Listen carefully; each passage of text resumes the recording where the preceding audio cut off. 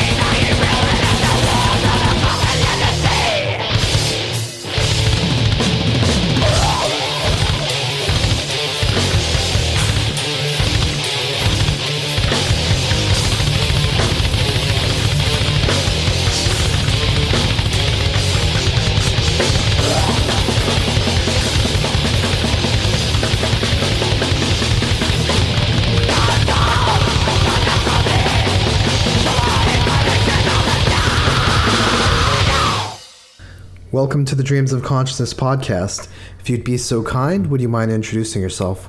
I am Lord Kaiju, the founder of Oxygen Destroyer, a death thrash band from Seattle, Washington. A death thrash band with a very special emphasis, right? Yes, all of our songs are inspired by giant monster movies. I should tell listeners before we start that Oxygen Destroyer have actually been on Dreams of Consciousness before. We did a Q&A interview, I think 2018, something like that. Yeah, like a little after the first album. Yeah. So welcome back. Thanks for coming back. Yeah, good to be back. Let's talk a little bit about the kaiju. Why kaiju? What is it about those movies that inspires you? I've been a diehard kaiju fan since I was like 5 years old. There's a lot of things I like about these movies. I love the effects, the writing. The thing that's cool about these movies is that there's a good variety. You've got some that are like so bad they're good, but then you've also got some that are like actually really well written, like the original Godzilla movie or the original Kong movie or the Gamera trilogy. It's yeah, I've always enjoyed these movies a lot. Now, where does kaiju metal fit on the spectrum between horror metal and sci-fi metal? It's kind of a good mixture of both, honestly, because that's another thing I like about the monster movie genre. It's kind of a mix of both. Like Godzilla movies are definitely, I'd say, more, well, like I'd consider the first Godzilla movie to be like a full-on horror movie for the most part, but then you've also got Invasion of the Astro Monster, which is like a full-on sci-fi movie. You got Godzilla going to space, you got aliens, and then you've got other monsters. You got other like space monsters, like the X from outer space and all that. And then for like horror stuff, you've got Varan, you've got Sea Serpent. That one's pretty cool. Yeah, it's I feel like giant monster movies in general are like pretty much can fall under both horror and sci-fi category. And are you generally a fan of B movies and monster movies? Oh yeah, totally. Let's talk about the musical side of Oxygen Destroyer. You described yourself, or you described the band as death thrash. As far as the thrash side, is there any particular style of thrash or approach to thrash that you enjoy or that you take inspiration from? Yeah. Like the old German thrash bands or anything like that? Yeah, I like German thrash a lot, like Kreator, Sodom, especially Protector. I really love Protector. I also love just like really super fast thrash metal bands like Sadist or Dark Angel, or Morbid Saint, Demolition Hammer, like that kind of stuff. Like those are the kind of thrash metal bands that are like so fast and so heavy that they're like just as much death metal as they are thrash metal for the most part. Yeah, definitely. I mean, Demolition Hammer was an interesting band because if it wasn't for their vocals, I think people would classify them as death metal for the most part, but their vocalist did more of a like thrash hardcore kind of thing. Yeah, Epidemic of Violence is especially like, death metal. I'd say Tortured Existence is more on the thrash side, but Epidemic of Violence is definitely just like full-on death metal for the most part. So let's talk a little bit about why you put the band together and what your intentions were at the time. I started playing guitar, I think in like 2013, 2014, something like that. And, I've always been a huge fan of giant monster movies, and I love thrash metal, death metal, extreme metal in general. And yeah, like around that time, I just, after playing guitar for a bit, I definitely wanted to start a band, because I thought it would be fun. And then when I was thinking of like, what the lyrics would be, like what the, what we'd be singing about, just the idea just kind of came to me out of nowhere, I see all these bands singing about horror movies and sci-fi stuff. And, you got bands that have like a specific theme, or like, Bolt Thrower's early albums are very Warhammer inspired. And so, yeah, then the idea just came to me out of nowhere. Like, dude, what if I just sing about giant monster movies? Like, there's so many different giant monster movies, and I don't know a lot of bands that really sing about that kind of stuff. So it just kind of seemed like my destiny, it just kind of hit me right there. Like, yo, this is what I'm meant to do. Now, is Lord Kaiju a persona? Yeah, it's like kind of my stage name, like, when I'm performing on stage, I feel different, I feel more powerful. I like to think that when we're performing, we're like channeling the power of the monsters we're writing about. When we did that Q&A, it was shortly after the first album came out, and I think just before your split with VHS. Going into that first album, did you have a specific intention? I guess my intention with that album's the same intention I just have for the band in general. Like, my goal with it was always that I want this to be a band that people can have fun with, but I also like to get the point across that these films we sing about are really, really good, and they have more to offer than just camp. Like, I think a lot of giant monster movies have more to say than they're given credit for. You know, a lot of these movies deal with themes like nuclear warfare, pollution, greed, human ignorance. And yeah, I just thought this would be a cool way to maybe like get people more interested in checking some of these films out and seeing just how badass they are. Yeah, the original Godzilla movie, and I think the Japanese Godzilla films had a lot of themes, had a lot of more serious subject matter just under the surface than, you know, rubber monsters, especially the time period that first Godzilla movie came out, which was just after the Second World War, and obviously very, very heavily shaded by bombing of Hiroshima and Nagasaki. Mm-hmm. And is that something that you try to bring forth in your lyrics, the more serious side of the kaiju movies? Yeah, overall. Or do you go back and forth? For the most part, yeah, we try to, like for the first album, we definitely tried representing the more serious side. Like the second track, which is technically the first song on the album, was directly inspired by the 1954 Godzilla movie. It was like a tribute to it. And if you read the lyrics, we totally go into we focus on like the invasion scene at the end, you know, the suffering that people go through, the fact that the monster was created by nuclear warfare, you know, sins of mankind. And on that album and our upcoming one, we go into those themes a lot. You know, we try to get the point across that the monsters exist due to our own mistakes and they're like our punishment. But then at the same time, you know, we also like to have a bit of fun. So like on the first album, we did have one little joke song called Death to the False King. It was like a Godzilla 1998 diss track, basically. And on the upcoming one, we've got a song based on the giant claw, which is like the best of all the shitty monster movies, you know, like it's so bad it's good. So we're definitely going to talk about this upcoming album. Let's talk a little bit about the splits that you guys did. So I mentioned the split with VHS. Mike from VHS is a friend of the blog and podcast and has been on both a number of times. Tell me a little bit about Power Beast and why you guys did a split with them. Oh, Power Beast is awesome. We met them when we played our first show in Portland back in 2017.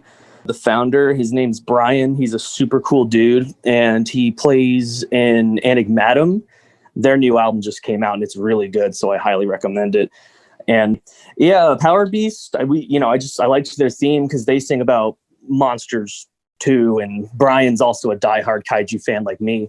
And, you know, we thought it would be a fun little project to do together.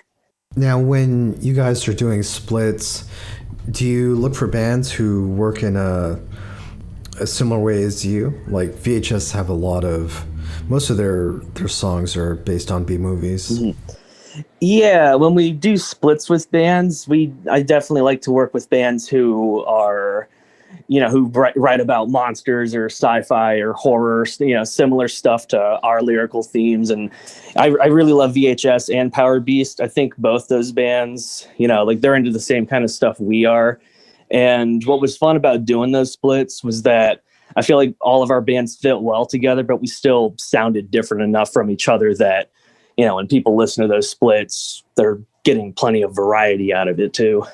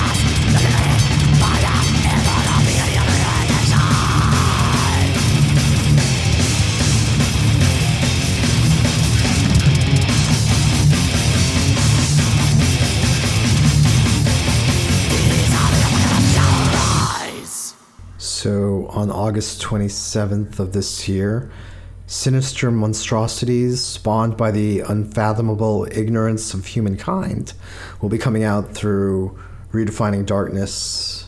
Is it Productions or Records? Records. Records, okay. Tell me about this album. Tell me about the writing process and when you guys started working on it. I pretty much immediately started writing for it as soon as we released the first album. And we started recording it last summer. We worked with Dedo. He's an excellent engineer. He's worked with Caustic Wound and Cerebral Rot and a handful of other really good bands.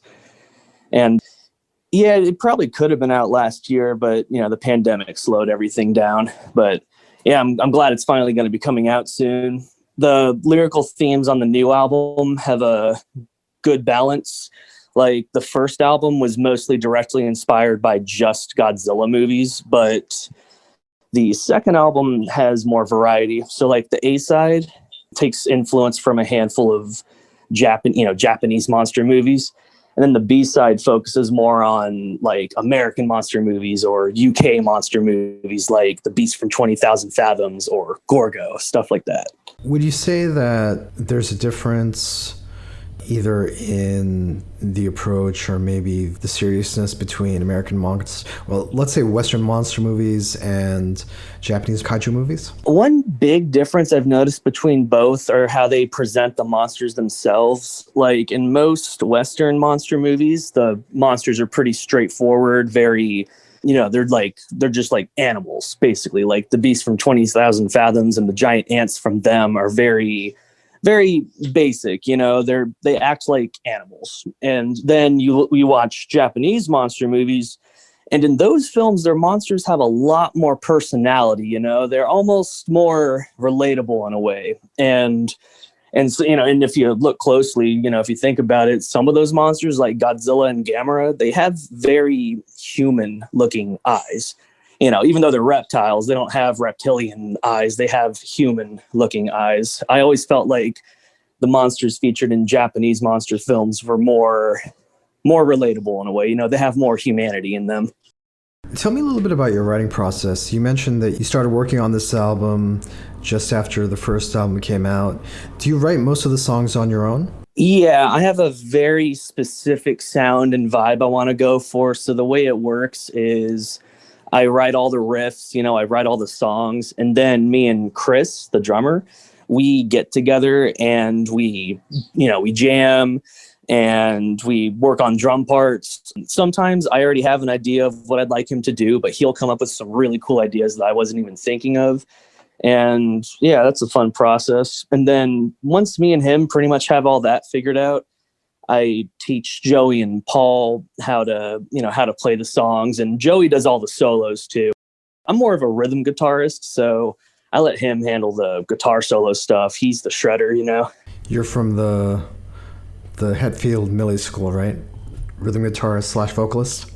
Yeah, it's funny. Someone, a friend of mine the other day said that to me too. How would you compare Sinister Monstrosities to the first album? I think Sinister Monstrosities definitely has better production, and I think it sounds tighter, and I think the songwriting's definitely improved.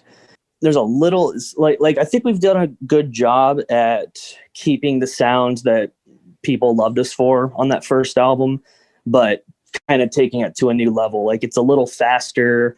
The B side is still really, really fast like the rest of our stuff, but it's a different kind of fast. Like the A side's gonna be like, Vader, sadist sounding like the first album was, but then the B side has more of a like massacre, repulsion kind of vibe.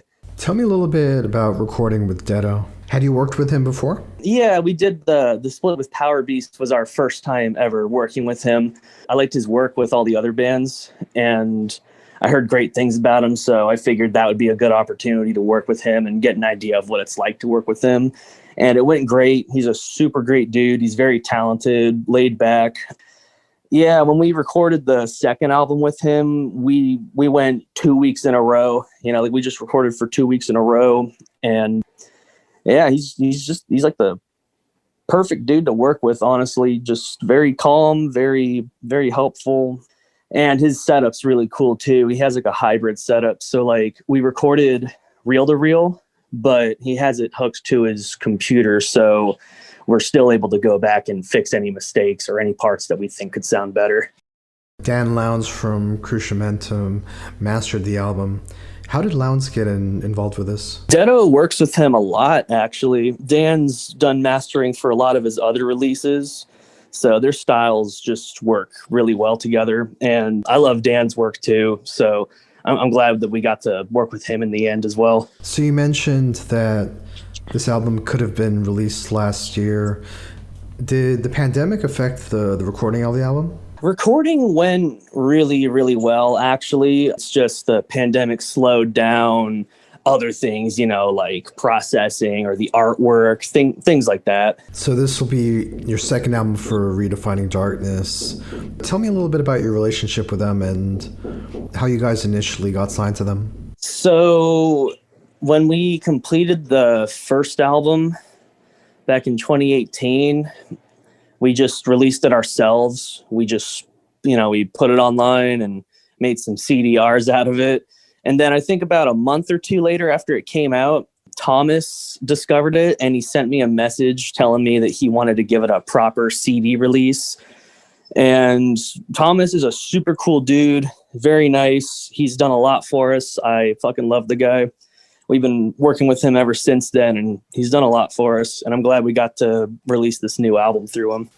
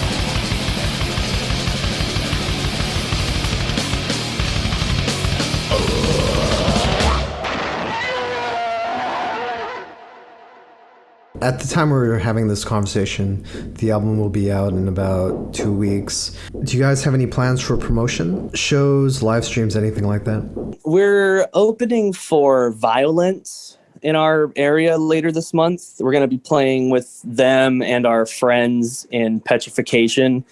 Really good band. We've known them for years, played a lot of shows together, and we went to Japan with them too.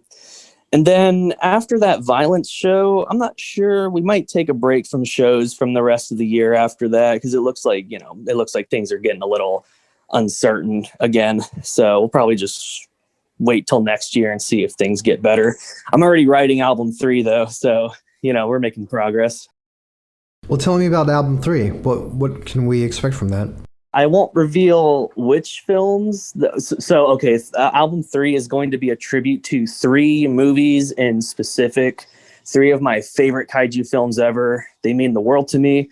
I'm not going to reveal what they are just yet, but I think people could figure out what they are because I've kind of hinted about doing this for a while. It's a concept I've wanted to do since the band was formed, and I'm finally making it happen. I feel like I'm ready to make it happen. I'm hoping that fans won't have to wait 3 years for another album again. And do you guys have any splits planned or any bands that you want to work with?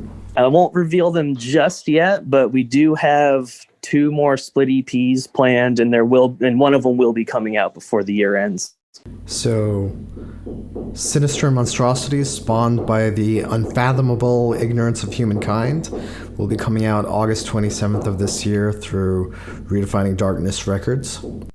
Lord Kaiju, how can people order the album? You can order the CDs and vinyls from our record label, Redefining Darkness Records. Just go to their main website. They've still got some available for pre-order. Do you want to say anything about the CD version and the vinyl version? I understand there's 2 different versions of the vinyl. Oh yeah, there's like 2 different colors for the vinyl. One of them was green and the other one was orange. From what I remember, they were based on they're monster inspired. I think the green one was inspired by the green gargantua from War of the Gargantuas, and the orange one's inspired by the other gargantua. Because there is a song on the new album that's heavily inspired by War of the Gargantuas. It's one of my favorite kaiju films outside of the Godzilla series. And if people want to follow Oxygen Destroyer online and find out more about the shows you have planned with Violence or the splits that you will have coming out, what's the best way to do that? The best way would be our Facebook page and our Instagram page. We're very active on both those sites. So when we did the Q&A, I asked you for a rundown of movies to watch, or for people who aren't familiar with kaiju films. Is there anything, I mean, I'm assuming you've seen so many films at this point that nothing's really new to you, but do you have any recommendations beyond that? Or any films that have come out in the last 10 years that you like? Oh, yeah. When it comes to more recent giant monster movies, I definitely recommend Shin Godzilla and this other independent kaiju movie called Howl from Beyond the Fog. It's really, really good. It's a short film, and it uses old school practical effects and everything. Even the human characters in the film are practical effects. They use puppets. It's really good. Do you have a strong feeling one way or the other about practical effects versus CG? I definitely miss the days when, these movies were stop motion animation or the suitmation effects. But I don't outright hate CGI altogether. I do enjoy the new Godzilla and Kong movies a lot. I loved the first Pacific Rim movie a lot. I also enjoyed Cloverfield. I think all those movies do a pretty good job with their CGI. They put a lot of work into them. But it would be nice to see more films try and bring back all the old school effects, because I really love stop motion effects and suitmation. Yeah, I mean, I think especially with the way that, like, the texturing and how advanced modern makeup effects have gotten, it would be cool to see a kaiju film with that level of detail. You know what I mean? Oh, I agree. And some of those older films, they still look pretty great to this day. I mean, I think the first Kong movie and the first Godzilla movie look incredible for their time. And the 90s Gamera trilogy is also very impressive, especially considering those films only had a budget of like $5 million. What they did with that $5 million is incredible. Yeah, I mean, I'm not as much a kaiju fan as I am like a horror and splatter movie fan, but one of the things that I enjoy about that genre is working within the budget limitations. Like the section of Evil Dead where it becomes this creepy stop motion art film, I think, is such a surreal and kind of brave moment. Like, I'm not sure how else. I mean, there are probably multiple ways they could have done that scene, but going into this weird stop motion puppet show, I think, yeah, there's just something fantastic about that. Yeah, for sure. I mean, that's the thing about, people joke about, saying that, sometimes I meet people joking about how supposedly fake stop motion effects look, or, they make fun of the guys in rubber suits. But, what I think some people don't realize is that so much hard work goes into that stuff. That stuff wasn't made with computer. It was handcrafted and everything. Like, someone physically created that stuff. And I don't think people realize how hard it is to act in those suits. Like, I've read some stories, and like, suit acting's tough. Like, in some of these old Godzilla movies, they did some pretty risky things. Yeah, that suit was like 100 pounds, right? And the actor inside wasn't much more than 150 pounds. And at various points, I forget, like, they needed to give him oxygen or something, just because of how much the suit was weighing down on him. Like, it was a very physically demanding role. Yeah, I remember reading somewhere that I guess when they filmed the very first movie, the suit actor couldn't go 5 minutes without passing out because it was so hot. But he pressed on, he pressed on. Is there anything else you want to say? I appreciate everyone's support. I'm glad the new album's finally coming out. I hope you all love it. And I'm happy to be on this podcast. Thank you for having me.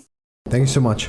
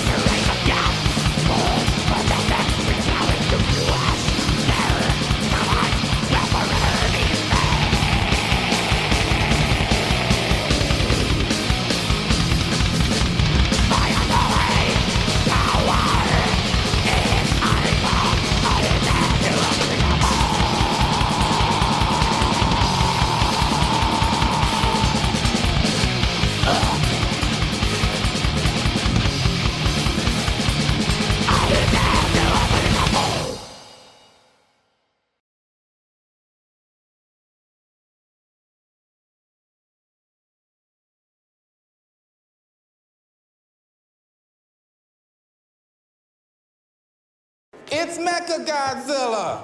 Boom!